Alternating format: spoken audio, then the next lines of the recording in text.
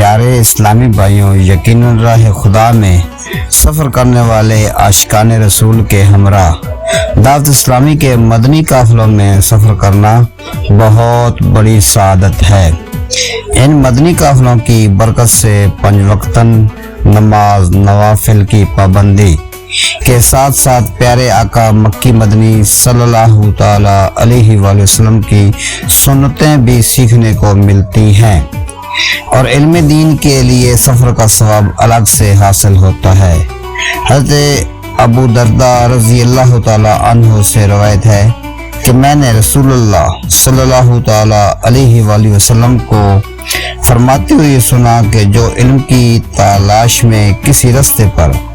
چلتا ہے تو اللہ تعالیٰ اس کے لیے جنت کا راستہ آسان فرما دیتا ہے،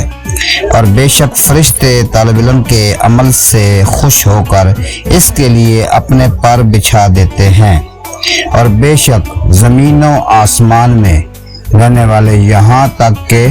پانی میں مچھلیاں عالم دین کے لیے استغفار کرتی ہیں، اور عالم کی عابد پر فضیلت ایسی ہے جیسی 14ویں رات کے چاند کی دیگر ستاروں پر، اور بے شک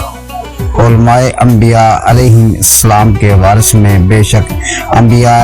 علیہ السلام درہم و دینار کا وارث نہیں بناتے، بلکہ یہ نفوس قدسیہ علیہ السلام تو صرف علم کا وارث بناتے ہیں۔ تو جس نے اس حاصل کو کر لیا، اس نے بڑا حصہ پا لیا۔